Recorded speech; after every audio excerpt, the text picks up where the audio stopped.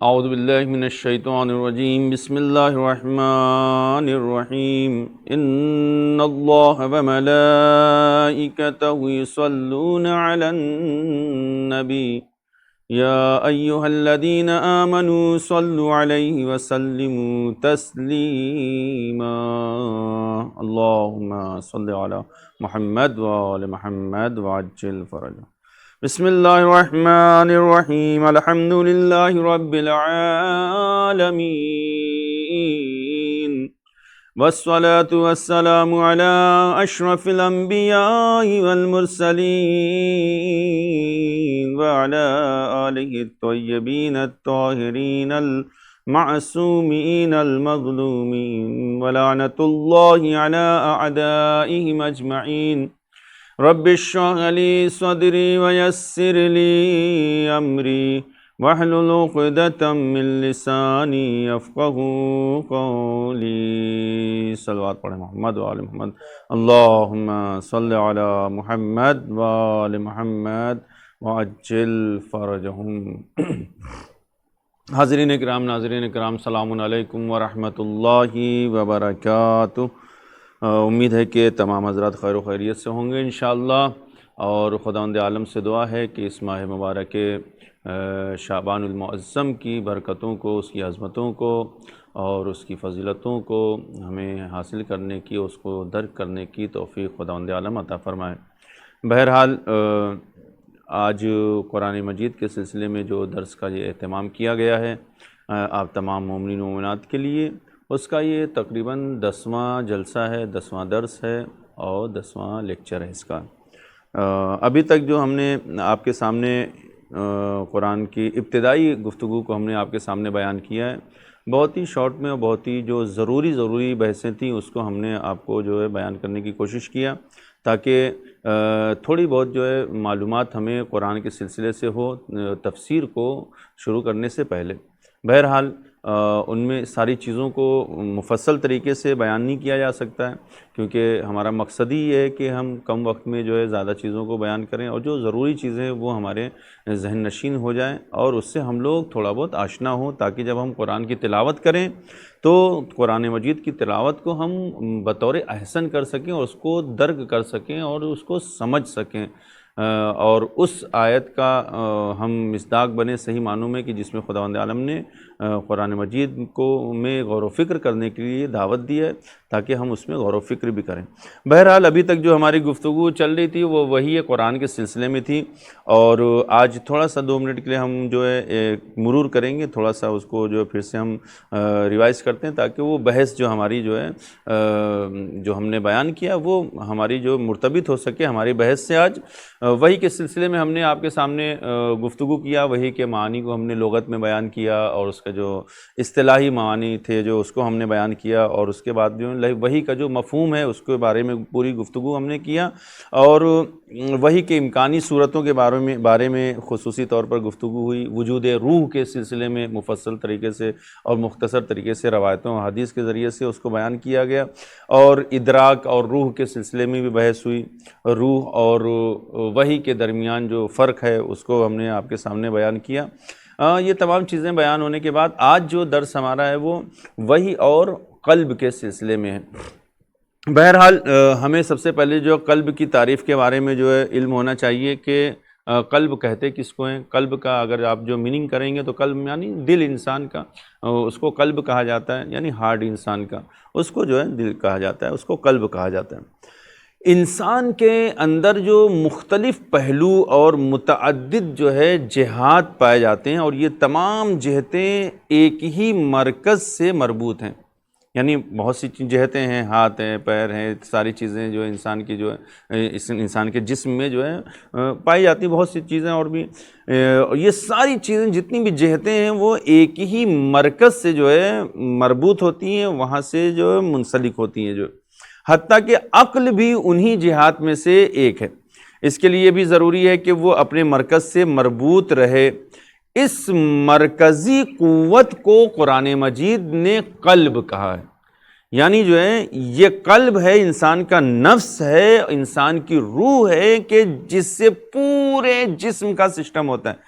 یہ عقل ہو، انسان کی آنکھیں ہوں، اس کا ہاتھ ہو، اشارہ کرنا ہو، بولنا ہو، چلنا ہو، پھرنا ہو، یہ سارے بدن کا جو سسٹم ہے وہ مربوط کہاں سے ہے؟ قلب انسان سے۔ قرآن مجید نے اس کو قلب کہا۔ قلب یعنی نفس اور روح۔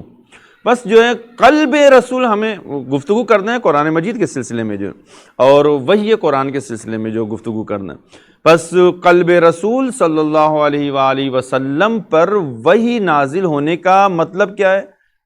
اس کا مفہوم یہ ہے، اس کا مطلب یہ ہے کہ وحی کا ادراک، اس کو درک کرنا، اس کو سمجھنا رسول کریم صلی اللہ علیہ وآلہ وسلم علم حضوری کے طور پر اپنے وجود سے کیا کرتے تھے، نہ کہ محسوسات کی طرح، یعنی صرف حواس خمسہ سے، یعنی کہ صرف جو اس کو دیکھ لیا، سن لیا، یا مثلا جو سمجھ لیا، نہیں، صرف یہ نہیں کہ جو محسوسات سے آپ نے جو وحی کو درک کیا، نہیں، بلکہ جو ہے حضوری طور پر، علم حضوری کے طور پر اپنے وجود سے پوری طریقے سے وحی کو آپ جو درک کیا کرتے تھے، اور نہ ہی معقولات کی طرح صرف عقل سے، بلکہ ان دونوں سے واضح تر اپنے پورے وجود سے وحی کو آپ حاصل کرتے تھے۔ یعنی رسول کریم صلی اللہ علیہ وآلہ وسلم کو جس طرح اپنے وجود کا ادراک ہوتا تھا، اس سے بھی واضح طور پر، اس سے بھی بیان طور پر آپ کو وحی کا ادراک ہوتا تھا۔ یعنی جب بھی، اس کا مطلب کیا ہوا؟ یعنی کہ وہ اعتراضات کہ جو لوگ کیا کرتے ہیں کہ جو ہے مثلاً جو نافہمی کی بنا پر یا کم علمی کی بنا پر، کہ جو لوگ یہ کہتے ہیں کہ رسول اسلام کو معاذ اللہ معلوم ہی نہیں پڑتا تھا کہ کب وحی نازل ہو گئی، کب آپ پر جو ہے جناب جبریل امین جو ہے خدا کا پیغام لے کر آ گئے۔ تو یہ ساری چیزوں کا صرف ایک یہی جواب کہ پیغمبر اسلام صلی اللہ علیہ وآلہ وسلم کی شخصیت وہ شخصیت ہے کہ یعنی جو ہے پورے، یعنی جس طرح سے وہ اپنے وجود کے بارے میں ادراک رکھتے تھے، باخبر ہوتے تھے، اس سے معنی آشنا ہوتے تھے، اس سے بھی کہیں زیادہ بین طور پر، واضح طور پر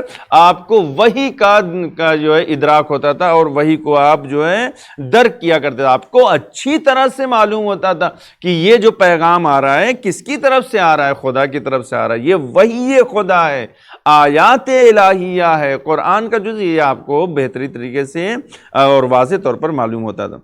حضرت موسیٰ علیہ السلام کی اگر ہم گفتگو کریں تو حضرت موسیٰ علیہ السلام پر ابتدا میں جب وحی نازل ہوئی، اور جب ان کے اوپر یہ وحی نازل ہو رہی تھی، تو اس وقت حضرت موسیٰ علیہ السلام کو بتایا گیا کہ یہ وحی اللہ کی جانب سے، کسی اور کی طرف سے نہیں ہے۔ شک و شبہ کرنے کی ضرورت نہیں، یہ جو وحی نازل ہو رہی ہے، جناب موسیٰ کو بتایا خداوند عالم نے کہ یہ وحی صرف خداوند عالم کی طرف سے آپ کی جانب جو ہے بھیجی جا رہی اور آپ کی طرف جو نازل کی جا رہی۔ قرآن مجید کی سورہ طٰہٰ کی جو آیت نمبر 13 اور 14 میں اس کی طرف اشارہ ہوتا ہے کہ وَأَنَا اخْتَرْتُكَ فَاسْتَمِعْ لِمَا يُوحَىٰ اِنَّنِي أَنَا اللَّهُ لَا إِلَٰهَ إِلَّا أَنَا، اور میں نے آپ کو منتخب کر لیا ہے، لہٰذا جو وحی کی جا رہی ہے اسے سنیں، میں ہی اللہ ہوں، میرے سوا کوئی معبود نہیں ہے۔ یعنی یہ جو وحی ہے یہ میری طرف سے ہے اور کسی کی طرف سے وحی نہیں۔ نیز اس بات کو باور کرانے کے لیے کہ وحی اللہ کی طرف سے ہے، حضرت موسیٰ علیہ السلام کو رسول بنایا جا رہا ہے۔ پہلے خود حضرت موسیٰ علیہ السلام کو 2 نشانیاں دکھائی گئیں۔ سب سے پہلی نشانی عصا کا اژدہا بن جانا اور آپ کے ہاتھ کا ید بیضا ہو جانا۔ پروردگار عالم نے وحی کو بھیجنے سے پہلے یہ 2 بڑی نشانیاں آپ کو دی ہیں، آپ کو رسول بنایا اس نشانیوں کے ذریعے سے۔ ایک تو یہ کہ عصا کو میں وہ پاور عطا کیا، خداوند عالم نے خود کہا کہ جو ہے خداوند عالم نے حکم دیا کہ جو اس عصا کو تم پھینکو، یہ اژدہا بن جائے گا، اور جو اس کے بعد یہ اپنے ہاتھوں کو دیکھو، جیب سے میں ڈالو اور اس سے نکالو، دیکھو یہ ید بیضا ہے، یہ اس میں جو نور نکل رہا ہے، اس سے روشنی نکل رہی ہے۔ لیکن جو ہے یہ جناب موسیٰ علیہ السلام کے سلسلے میں، لیکن حضور ختمی مرتبت صلی اللہ علیہ وآلہ وآلہ وسلم پر ابتدا میں جب وحی نازل ہوئی تو شواہد و آیات کی ضرورت پیش نہیں آئی، آپ کو یہ نہیں بتانے کی ضرورت پڑی کہ جو ہے بلکہ کہ کیا نام یہ وحی خدا ہے، بلکہ اننی انا اللہ کہنے کی بھی ضرورت نہیں ہوئی خداوند عالم کو، جیسا کہ جناب موسیٰ علیہ السلام کے لیے اوپر والی آیت میں آپ دیکھیں کہ جس میں سورہ طٰہٰ میں نے ابھی جو تلاوت کیا آپ کے سامنے، خداوند عالم دو چیزیں بتا رہا ہے کہ یہ جو آپ پر پیغام نازل ہو رہا ہے یہ وحی خدا ہے، پہلی چیز، اور پھر خداوند عالم یہ بھی بتا رہا ہے کہ دیکھو میں ہی خدا ہوں، میری طرف سے یہ پیغام ہے۔ لیکن پیغمبر اسلام صلی اللہ علیہ وآلہ وسلم کی شخصیت وہ ہے کہ آپ کو یہ بتانے کی بھی ضرورت نہیں ہوئی کہ خداوند عالم کو کہ میں اللہ ہوں، خداوند عالم نے یہ پہچانوایا نہیں ہے، بلکہ صرف حکم آپ پر نازل ہوا ہے۔ وہ کیسے؟ پہلی آیت میں کسی کو اختلاف نہیں ہے، جو پہلی 5 آیتیں نازل ہوئی ہے، جو لوگ اعتراض کرتے ہیں کہ آپ کو پتہ ہی نہیں تھا اور یہ نہیں وہ نہیں، تو وہ ان پہلی 5 آیتوں کو پڑھ کر دیکھیں، تلاوت کر کے دیکھیں کیا ہوتا ہے۔ اس میں خداوند عالم نے کہیں یہ نہیں کہا کہ اننی انا اللہ، میں بے شک میں ہی جو ہے تمہارا رب ہوں، پروردگار ہوں، میں ہی خدا ہوں، نہیں، یہ بھی نہیں کہا کہ میں آپ پر جو وحی نازل کر رہا ہوں۔ پہلی 5 آیتیں کیا ہیں؟ جیسا کہ ہم جو سورہ اقرا میں پڑھتے ہیں، اقرأ بسم ربک الذی خلق، اس کو جو ہے یہ 5 سورہ علق کی آیتیں جو پہلے آپ پر نازل ہوئی، خداوند عالم نے پہلا حکم آپ پر نازل کیا کہ اپنے پروردگار کے نام سے پڑھیے، اقرأ بسم ربک الذی خلق، جس نے کہ آپ کو پیدا کیا، آپ اپنے پروردگار کے نام سے پڑھیں۔ یہ قاعدہ کلیہ ہے۔ میں اب اس چیز کو واضح کروں کہ یہ قاعدہ کلیہ ہے کہ بات کرنے والے کو مخاطب اگر نہیں جانتا ہے، نہیں پہچانتا ہے، تو بات کرنے والا پہلے اپنا کیا کرتا ہے؟ تعارف کراتا ہے، پھر بات کو شروع کرتا ہے۔ اور اگر بات کرنے والا مخاطب کے سامنے ہمیشہ حاضر رہے، ہمیشہ اس کو جو ہے اس کے سامنے ہو، وہ اس کو پہچانتا ہو، جانتا ہو، تو تعارف کے بغیر حکم کر دیتا ہے، بات شروع ہو جاتی ہے۔ اب یہاں پہ فرق واضح، جناب موسیٰ علیہ السلام اور ہمارے نبی ختم مرتبہ حضرت محمد مصطفیٰ صلی اللہ علیہ وآلہ وسلم کے درمیان آپ واضح طور پر فرق کو اس میں باقاعدہ طور پر دیکھ رہے ہیں۔ وہاں تعارف کرایا جا رہا ہے، یہاں تعارف نہیں کیا جا رہا ہے، بلکہ جو آپ باقاعدہ طور پر جو ہے اس سے خداوند عالم کی ذات والا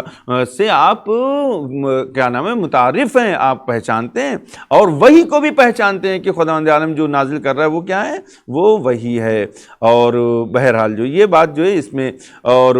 اس کے علاوہ جو اگر ہم دیکھیں کہ حضرت علی علیہ السلام سے ایک روایت جو ہے مربوط ہے، جو ہے مروی ہے، اس کو ہم آپ کے سامنے نقل کریں۔ آپ بیان فرماتے ہیں کہ وَلَمْ يَجْمَعْ بَيْتٌ وَاحِدٌ يَوْمَئِذٍ فِي الْإِسْلَامِ غَيْرَ رَسُولِ اللَّهِ صلی اللہ علیہ وآلہ وسلم وَخَدِیجَةَ وَأَنَا ثَالِثُهُمَا أَرَى نُورَ الْوَحْيِ وَالرِّسَالَةِ وَأَشُمُّ رَيْحَ النُّبُوَّةِ وَلَقَدْ سَمِعْتُ رَنَّةَ الشَّيْطَانِ حِينَ نَزَلَ الْوَحْيُ علیہ صلی اللہ علیہ وآلہ وسلم۔ اس وقت کے جب اسلام کے زیر سایہ ایک گھر میں رسول اللہ اور جناب خدیجہ کے علاوہ کوئی نہیں تھا، اور میں ان میں تیسرا شخص تھا، وہی و رسالت کے نور کا مشاہدہ کرتا تھا، یعنی میں نے خود جو وحی کو اور رسالت کو مشاہدہ کیا، دیکھا، اور نبوت و رسالت کی خوشبو کو سونگھتا تھا۔ میں نے حضور پاک صلی اللہ علیہ وآلہ وسلم پر وحی نازل ہوتے وقت شیطان کی چیخ کو سنا ہے کہ وہ چیخیں مار مار کے رو رہا تھا۔ یہ مولا کائنات علیہ السلام نے بیان فرمایا، جو کہ نہج البلاغہ کے خطبہ نمبر 190 میں ہے، اور جو یہ جدید چاپ ہے اس میں اگر آپ دیکھیں تو صفحہ نمبر جو ہے 534 پر یہ خطبہ آپ کو مل جائے گا۔ تو بہرحال یہ کہ اس روایت سے ثابت کیا ہوا؟ اس روایت سے ثابت یہ ہوا کہ پیغمبر اسلام پر وحی کا نزول ہوتا تھا، آپ اس سے متعارف تھے، آپ کو اس کے بارے میں نالج تھا، آپ اس کے بارے میں جانتے تھے کہ یہ وہی خداوند عالم ہے۔ یہاں تک کہ خود پیغمبر نہیں، یہاں مولا کائنات کہہ رہے ہیں کہ میں نے اس کا مشاہدہ کیا ہے، وحی کو نازل ہوتے ہوئے رسالت کو مشاہدہ کیا ہے، نبوت کو دیکھا ہے، اور یہ بھی دیکھا ہے کہ جب یعنی وہی نازل ہو رہی تھی تو شیطان چیخیں مار مار کے رو رہا تھا۔ جب ایک وصی رسول، وصی خدا، خلیفۃ الرسول، خلیفہ جانشین پیغمبر اسلام کو یعنی جو ہے وہ خود جو ہے وحی کو درک کر سکتا ہے، اور جو اس کے علاوہ شیطان کی چیخ کو باقاعدہ سن کے یہ سمجھ سکتے ہیں کہ یہ شیطان کی چیخ ہے، اور وحی خدا کو مشاہدہ کر سکتے ہیں، اور یہ معین کر سکتے ہیں کہ یہ وحی خداوند عالم ہے۔ تو جب ایک جانشین رسول، خلیفۃ الرسول اس چیز کا ادراک رکھتا ہو تو پیغمبر اسلام کو تو بطور احسن اس چیز کا ادراک ہوگا۔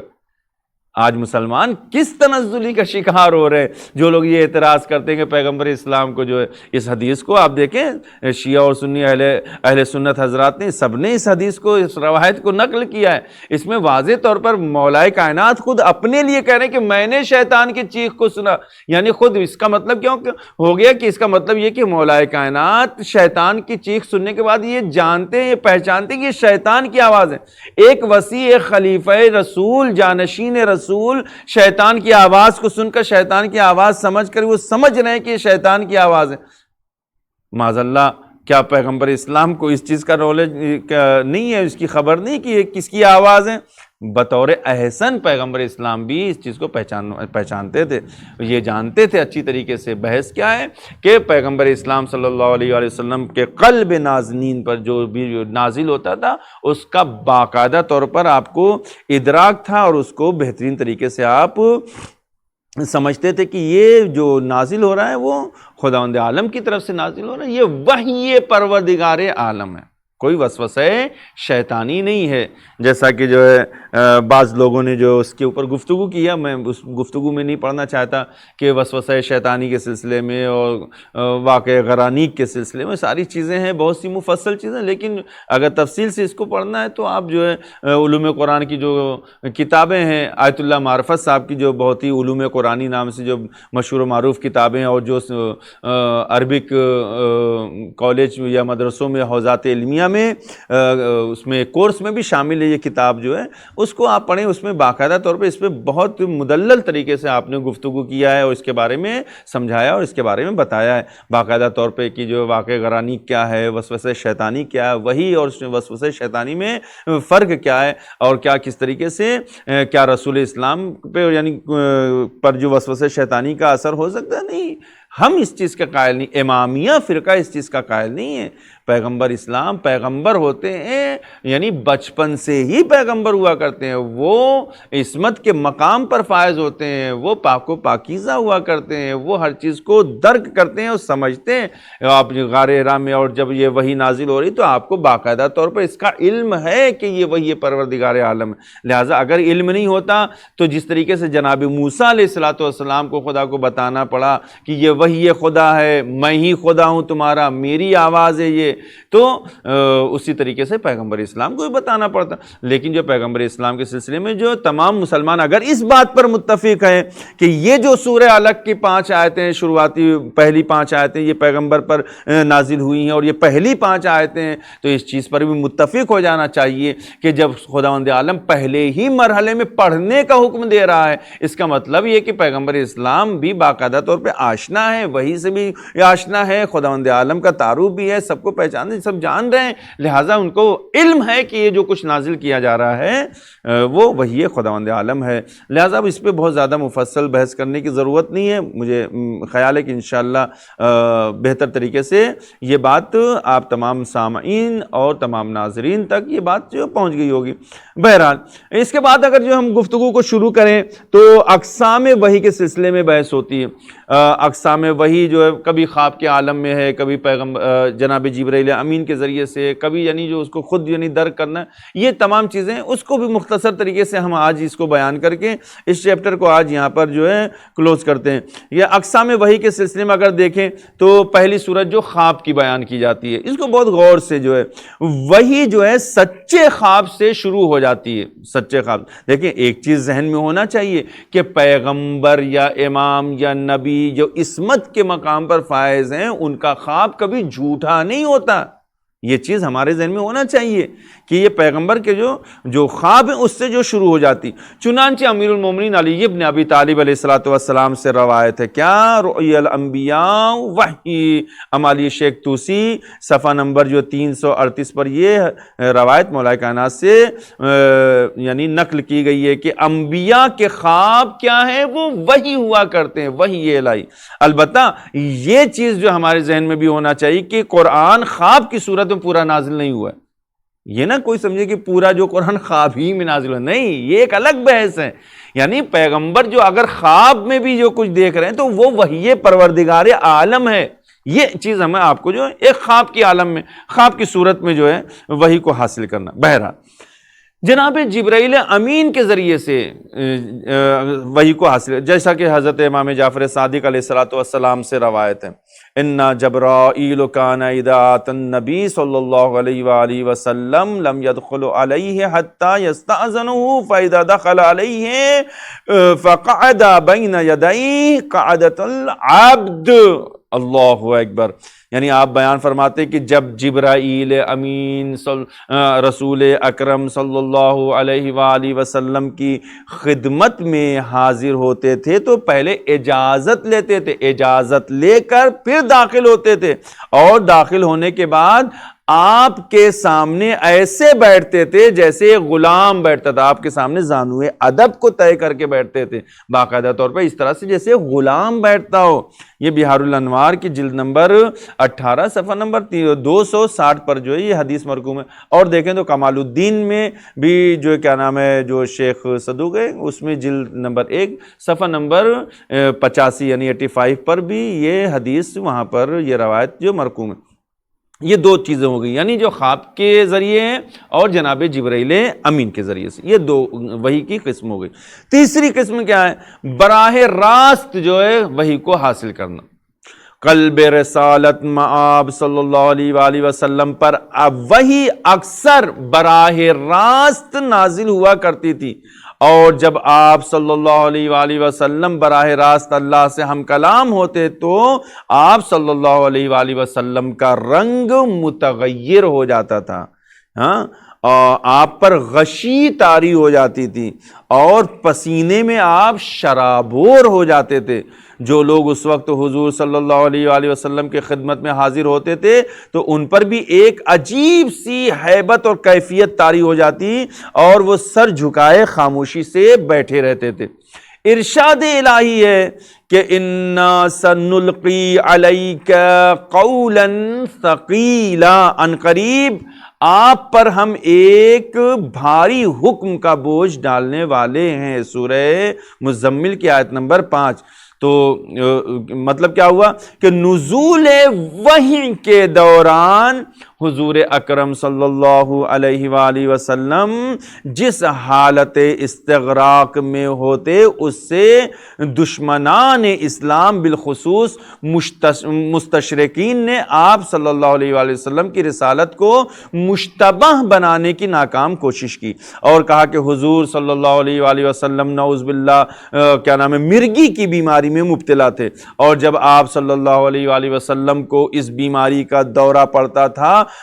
تو ہوش اور شعور سے محروم ہو جاتے تھے، پسینے میں شرابور ہو جایا کرتے تھے، اور جب ہوش میں آتے تو اپنے مریدوں سے کہتے تھے کہ مجھ پر وحی کا نزول ہوا ہے اور مجھ پر وحی نازل ہو رہی تھی، اور انہیں کچھ یعنی باتوں کو سنا دیتے تھے. یہ جو ہے دوسروں کے مستشرقین کا یہ اشکال ہے، یہ جو ہے اعتراض ہے، اور یہ الزام صرف اعتراض ہی نہیں بلکہ الزام ہے. وَشَهِدَ شَاهِدٌ مِّنْ أَهْلِهَا کے مصداق خود مستشرقین میں سے ایک شخص نے جو کہ اس کی اس شرارت کا جواب جو ہے اس طرح سے دیتا ہے، اور اس نے اس طرح سے جواب دیا. چنانچہ سرولیم میور جو ہے اپنی کتاب حیات محمد لائف آف محمد صلی اللہ علیہ وآلہ وسلم میں لکھتے ہیں کہ وحی کی جو کیفیت محمد صلی اللہ علیہ وآلہ وسلم پر طاری ہو جاتی تھی اس کی غلط توجیہ کرنا علمی اور سائنسی لحاظ دونوں سے جو یہ غلط ہے، ایک فاش غلطی ہے. اس نے جو ہے اس چیز کا جواب جو لوگ یہ کہتے تھے کہ جو جب رسول اسلام کو مرغی کا معاذ اللہ مرض تھا اور جو شرابور ہو جاتے تھے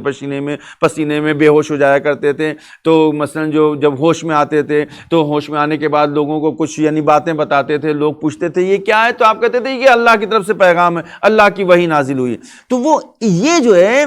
کیا نام ہے سرولیم میور جو ہے یہ اپنی کتاب میں لائف آف محمد صلی اللہ علیہ وآلہ وسلم میں اس کا جواب اس طریقے سے دے رہے ہیں۔ وہ بیان کرتے ہیں کہ اگر جو اس کی غلط توجیہ جو لوگ یہ کر رہے ہیں تو ان کو یہ سمجھ لینا چاہیے کہ یہ علمی اعتبار سے اور سائنسی لحاظ سے دونوں اعتبار سے جو ایک فاش غلطی ہے۔ کیوں نہیں ہو سکتا؟ کیونکہ جب مرغی کے مرض کا دورہ پڑتا ہے تو اس اثنا میں انسان کی قوت حافظہ سرے سے کام کرنا بند کر دیتی، یعنی جب مرغی کا دورہ ہوتا ہے انسان کے اوپر تو انسان کی قوت حافظہ جس میں میموری جو انسان جو اس میں حفظ کرتا ہے وہ جو کام کرنا جو ہے چھوڑ دیتی، اور مریض کو کچھ یاد نہیں رہتا کہ اس دوران اس پر کیا گزری ہے، یعنی اس کے ساتھ کیا ہوا اس کو یاد نہیں رہتا، کیونکہ اس حالت میں فکر و شعور جو اس کا ماند پڑ جاتے ہیں۔ یہ وہ بات ہیں جو اس مرض کے بارے میں سائنس کی مدد سے معلوم ہوئی ہیں، لیکن اس میں سے کوئی ایک بات بھی رسول اکرم صلی اللہ علیہ وآلہ وسلم کو اثناء وحی عارض نہیں ہوتی تھی، بلکہ اس دوران ان کے پورے حواس بطور احسن کام کرتے تھے، اور پھر جو وحی نازل ہوتی تھی اسے اپنے اصحاب کے درمیان بیان کرتے تھے۔ یعنی بیان کرنا،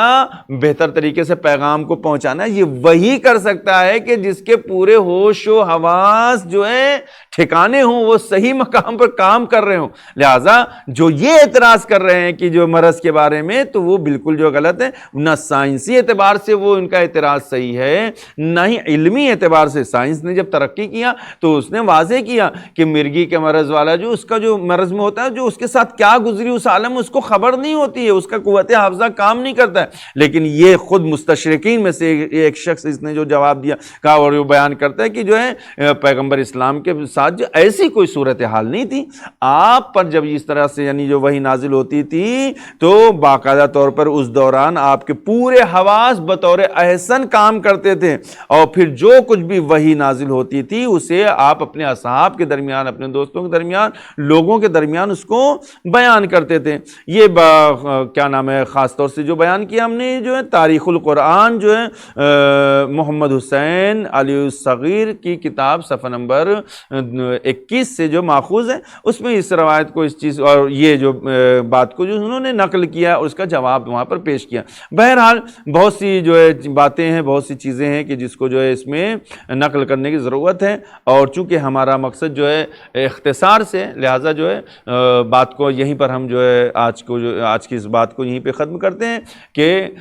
وحی جو ہوتی ہے وہ خداوند عالم کی طرف سے، اس کا جو ہے جو 3 قسمیں آج ہم نے بیان کیا کہ وہ خواب کے عالم میں ہو، چاہے وہ جبرائیل امین کے ذریعے سے ہو، چاہے وہ آپ جو ہے خود جو ہے اس کو پورے طریقے سے حاصل کرنا ہو، تو یہ پیغمبر اسلام صلی اللہ علیہ وآلہ وسلم پر باقاعدہ طور پر جو ہے وحی کا نزول ہوا کرتا تھا، اور آپ اس کو باقاعدہ طور پر سمجھتے تھے۔ لہٰذا جو ہے یہ جو وحی کا جو براہ راست حاصل کرنا، یہ قلب نازنین پیغمبر اسلام صلی اللہ علیہ وآلہ وسلم پر جب جو وحی کا نزول ہوتا تھا تو باقاعدہ طور پر آپ اس کو سمجھتے تھے، آپ اس کو جانتے تھے کہ یہ وحی کا نزول ہو رہا ہے۔ ہمارے عقائد کے اعتبار سے یہ بالکل خلاف ہے، بالکل غلط ہے کہ جو لوگ یہ کہا کرتے ہیں معاذ اللہ کہ جو پیغمبر اسلام کو بعض اوقات معاذ اللہ پتہ نہیں چلتا تھا کہ یہ شیطان کی آواز ہے یا رحمان کی آواز ہے۔ جب پیغمبر کو یہ خبر نہ ہو کہ یہ شیطان کی آواز ہے یا رحمان، تو جتنا کا پیغام ہوگا وہ کس طریقے سے خدا کی طرف سے بیان کرے گا؟ یعنی اس میں ہر کلام میں پھر شک و شبہ ہوگا، ہر کلام میں جو ہم جو ایک جو مینو ان لگا سکتے ہیں کہ یہ کون سی بات پیغمبر کی جو ہے یہ خدا کی طرف سے، یہ شاید جو شیطان کی طرف سے نہیں۔ ہمارا یہ امامیہ کا عقیدہ ہے کہ آپ پر اس طریقے کی کوئی کیفیت نہیں تھی، آپ باقاعدہ طور پر جو ہے جانتے تھے، پہچانتے تھے کہ جو پیغمبر خدا کی طرف سے پیغام آ رہا ہے یہ وہی پیغام خداوند عالم ہے جو قلب نازنین ہے پیغمبر اسلام پر نازل ہو رہا ہے۔ بہرحال یہ جو ہے ہمارا نظریہ اور یہ امامیہ کا نظریہ ہے، ہمیں ان کے نظریات سے کوئی سروکار نہیں کہ جو لوگ جو پیغمبر کی ذات والا کو نشانہ بناتے ہیں یا اعتراضات یا الزام لگاتے ہیں۔ بہرحال جو جس حیثیت سے جو پیغمبر اسلام کو سمجھتا ہے اسی اعتبار سے اس کی گفتگو ہوتی ہے۔ ہمارا عقیدہ یہ ہے کہ پیغمبر نبی امام بنتا ہی وہ ہے کہ جو پوری طریقے سے پاک و صاف ہوتا ہے، اور نبی وہ ہوتا ہے، امام وہ ہوتا ہے جو اپنے زمانے میں سب سے بہتر ہوتا ہے، سب سے زیادہ عقل مند ہوتا ہے، سب سے زیادہ علمداں ہوتا ہے، سب سے زیادہ سمجھدار ہوتا ہے، سب سے زیادہ شجاع ہوتا ہے، سب سے زیادہ بہادر ہوتا ہے۔ اس سے زیادہ کسی بھی پورے زمانے میں کوئی اس کا مقابلہ کسی بھی چیز میں نہیں کر سکتا۔ بہرحال آج وقت میں نہیں ہمارے پاس کہ ہم ان مثالوں کو پیش کریں۔ آپ جناب آدم علیہ السلام سے لے کے حضرت خاتم الانبیاء تک ساری مثالوں کو دیکھ سکتے ہیں اور مشاہدہ کر سکتے ہیں۔ چٹائی پر بیٹھنے والا انسان جو ہے، ایک جھوپڑے میں رہنے والا انسان، اگر وہ نبی ہے تو بڑے بڑے بادشاہ بھی اس کے نام کو سن کر تھرتھراتے تھے اور اس کے سامنے زیر ہو جایا کرتے تھے، اور چاہے وہ علمی اعتبار سے ہو چاہے وہ جس اعتبار سے ہو۔ بہرحال تو اب آئندہ ہم درست میں اس بحث کو انشاءاللہ کچھ آگے بڑھائیں گے اور کوشش یہ کریں گے کہ جو ہے ایک آدھ اور مثال کو مکی اور مدنی جو آیتیں ہیں اس کے بارے میں، اس کے سلسلے میں گفتگو کر کے انشاءاللہ بات کو اور آگے بڑھائیں انشاءاللہ۔ یہ ماہ مبارک رمضان انشاءاللہ آمد ہے، ہم سب کو اس کے لیے آمادہ ہونا چاہیے۔ خداوند عالم کے حضور ہمیں دعا کرنا چاہیے کہ پروردگار عالم ہم سب کو نیک توفیقات میں ہماری اضافہ فرمائے، اور ہم خاص طور سے قرآن مجید کے سلسلے میں جو ہے زیادہ سے زیادہ کام کر سکیں، اس کی آیتوں کی تلاوت کر سکیں، اس کو سمجھ سکیں، اس کو پڑھ سکیں، اور ان تمام آیتوں کو اپنے وجود میں اتار سکیں۔ بہرحال اور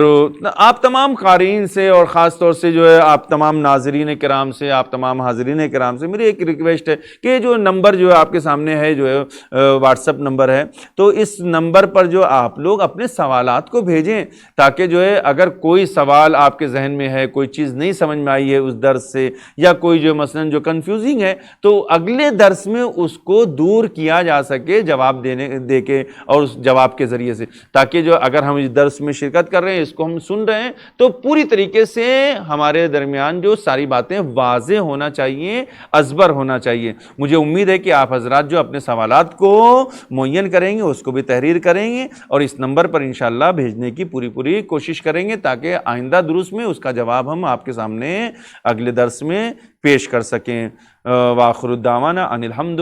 للہ رب العالمین۔ اللہم صلی علی محمد وآل محمد وعجل فرجہ۔